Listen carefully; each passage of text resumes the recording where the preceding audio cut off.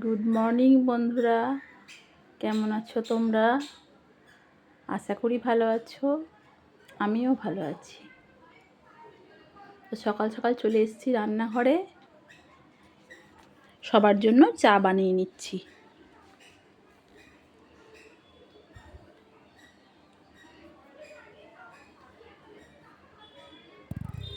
বোন আছে, কাল রাতে আমার বাড়িতেই ছিল। বোন আর আমার জন্য চা বানিয়ে নিলাম। আর এই দেখো, আমি বারান্দায় দাঁড়িয়ে দাঁড়িয়ে চাটা খেয়ে নিচ্ছি। এই টাইমটুকু শুদ্ধ আমার ফাঁকা আছে। চা খাওয়া হয়ে গেলেই এত কাজে ব্যস্ত হয়ে পড়ব, আর বসে থাকা বা দাঁড়িয়ে থাকার সময় কিন্তু আমার নেই। কারণ রান্না বান্না করে স্কুলে যেতে হবে। স্কুল থেকে ফিরে যাব বঞ্জি এবং বোনকে সঙ্গে নিয়ে মেলা দেখতে।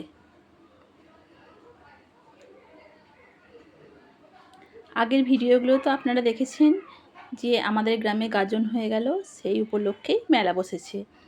তো সেই মেলা দেখতেই আজকে যাব। চলে এসেছি রান্নাঘরে, রান্নাও শুরু করে দিয়েছি। এদিকে সবজি কেটে রেখেছি, পটল, ডিমও সেদ্ধ করে রেখেছি। ডিম, পটল, আলু দিয়ে ঝোল বানাবো। আর এখানে পোস্ত বেটে রেখেছি, পেঁয়াজ পোস্তর সঙ্গে মিশিয়ে পেঁয়াজ পোস্ত বানাবো।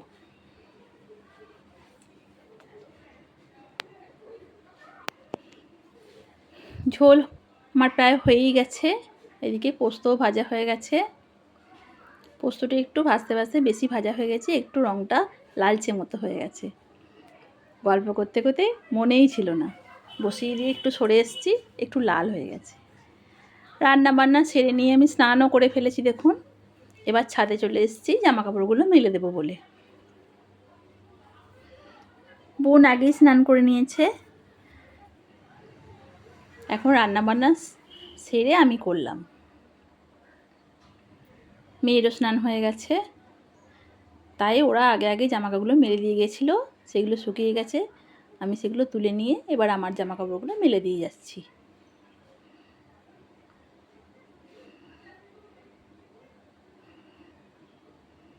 আজকে রোদের জোরও হয়েছে খুব, ঘণ্টাখানেকের মধ্যেই কিন্তু আগেকার মেলা জামাগুলো শুকিয়ে গেছে।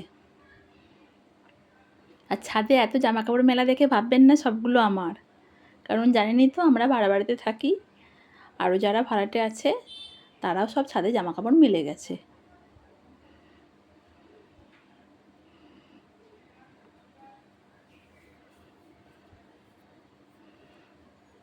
সেই জন্য আমাকে জায়গা খুঁজে খুঁজে মেলতে হচ্ছে, কারণ সবাইকে তো মেলতে হবে।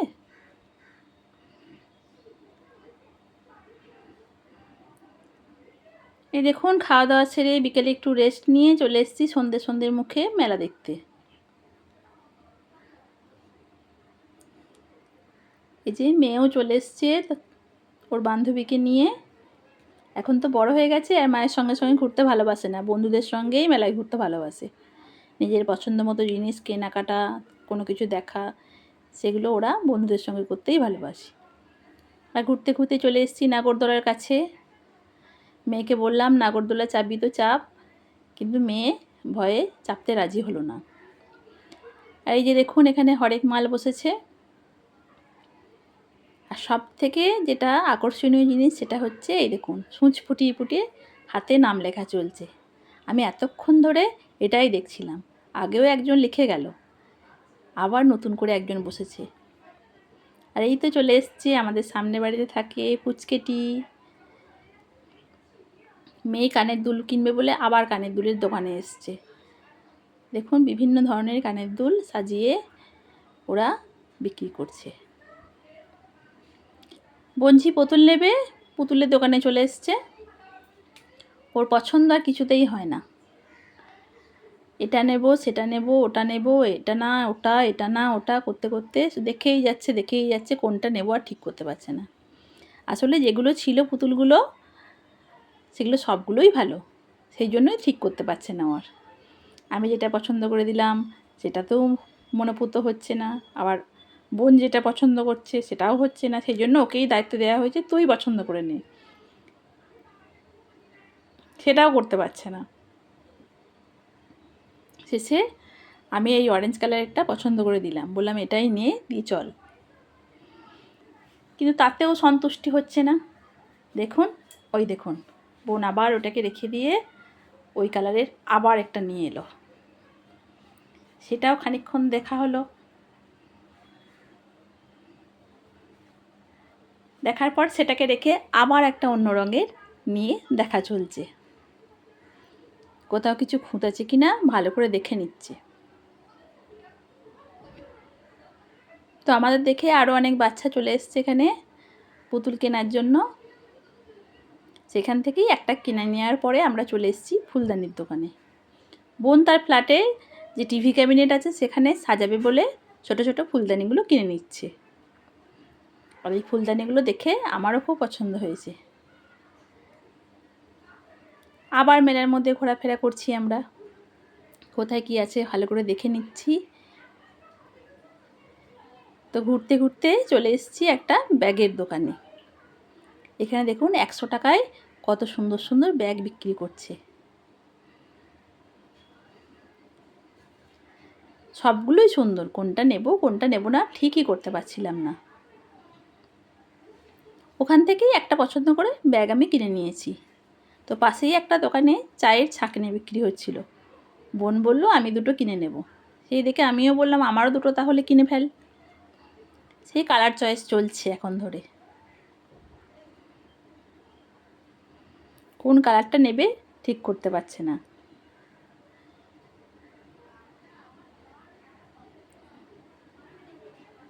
ছাঁকনিগুলো কিন্তু বিশেষ একটা দাম নয়, মাত্র 5 টাকা। কি সস্তায় বলুন তো। বানাতে তো একটা সময় লেগেছে, 5 টাকার কি মূল্য আছে বলুন। ছাঁকনিওয়ালার কাছেই আরও অনেক কিছু বিক্রি হচ্ছে, সেখান থেকে দুটো চামচও কিনবো বলে বোনকে বললাম তুই পছন্দ করে নে। তখন চামচটাকে ভালো করে টিপে টিপে দেখছে যে ভালো শক্ত কিনা। 10 টাকার জিনিস কি আর হবে বলুন তো। কিনেও নিয়েছি। এবারে দোকানদার দাদাকে যে টাকা দিয়েছিলাম সেখান থেকে চামচের দাম কেটে নিয়ে বাকি টাকা উনি ফেরত দিয়ে দিলেন।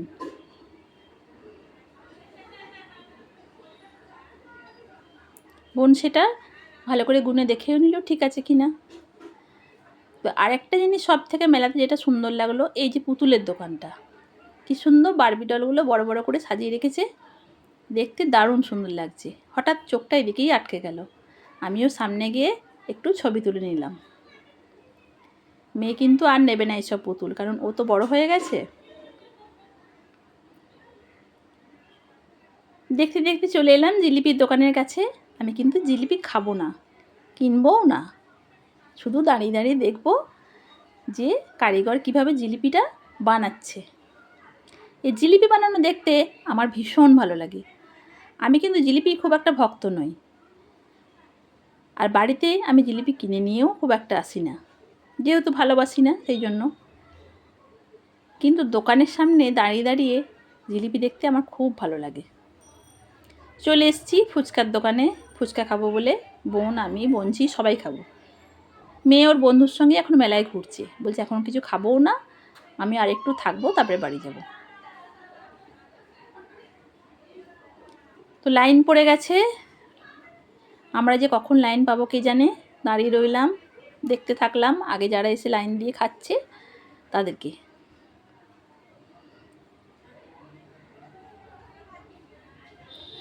অবশেষে আমরা এবার ফুচকাওয়ালার কাছাকাছি পৌঁছে গেছি। দোকানটাও অনেকটা ফাঁকা হয়ে এসছে, কারণ রাত প্রায় 9টা সাড়ে 9টা বেজেও গেল। আমরা এতক্ষণে এবার ফুচকা পাবো বলে মনে হচ্ছে।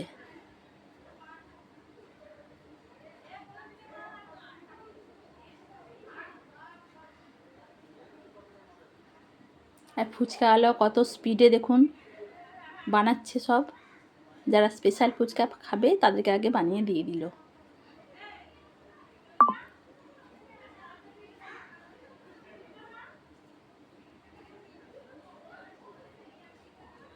এই তো এবার আমাদের হাতেও কাগজের বাটি দিয়ে দিল।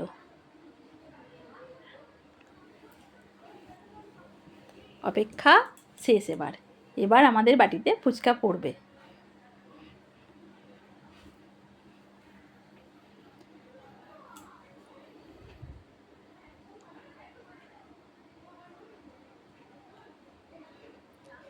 ফুচকা খাওয়া হয়ে গেছে, আমরা চলে এসেছি এখানে ডিমের চপ, ভেজিটেবল চপ এবং এগ রোল, ঘুগনি সব বিক্রি হচ্ছে সেই দোকানে। দোকানদার আমাদের পরিচিত, গ্রামেরই লোক। ওই দেখুন বঞ্জি হাতে করে যা যা কিনেছিল নিয়ে ধরে আছে, বসে পড়েছে। আমরা অর্ডারও করে ফেলেছি যে আমাদের ডিমের চপ দিতে হবে।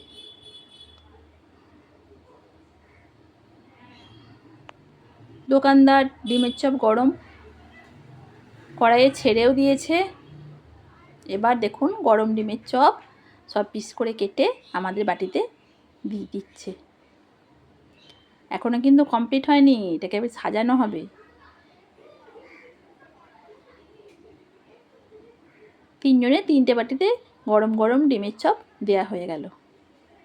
এবার দেখুন এর মধ্যে কি কি দেয়। সব বাটিতে এক হাতা করে ঘুগনি দাদা দিয়ে দিচ্ছেন।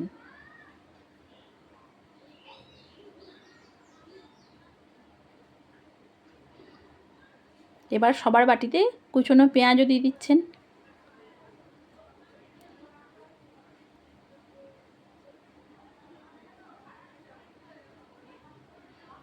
খাওয়া দাওয়ার পরে এবারে বাড়ি ফেরার উদ্দেশ্যে আমরা বেরিয়ে পড়েছি।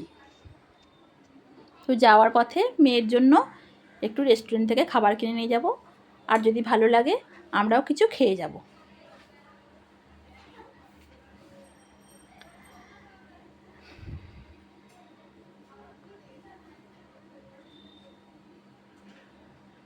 এই দেখুন সামনে একটা আইসক্রিমের দোকান, বঞ্জি আইসক্রিম খাবে বলেছে, তার জন্য আমরা দাঁড়িয়ে পড়েছি। আমুলের একটা আইসক্রিমের দোকান ছিল, সেখান থেকে ওকে আইসক্রিম কিনে দেওয়া হচ্ছে। বাচ্চা মানুষ, আমরা তো দুই বোনে গল্প করতে করতে যাব, ও বেচারা কি করবে, তাই বলছে আমি আইসক্রিম খেতে খেতে যাব। তো বললাম ঠিক আছে, নিয়েই নে একটা আইসক্রিম পছন্দ মতো। চলে এসেছি বাড়ির কাছাকাছি একটা রেস্টুরেন্ট আছে, সেই রেস্টুরেন্টে চলে এসেছি। মেয়ের জন্য খাবার কিনে নিয়ে যাব, আর আমরা কিছু খেয়েও যাব। খাবার অর্ডার করে দিয়ে বসে আছি, খাওয়া হলেই বাড়ি চলে যাব। তো ব্লগটা আজকে এখানেই শেষ করছি। ভালো লাগলে লাইক করবেন, শেয়ার করবেন, কমেন্ট করবেন, আর চ্যানেলটা সাবস্ক্রাইব করবেন। ভালো থাকবেন সবাই, টাটা।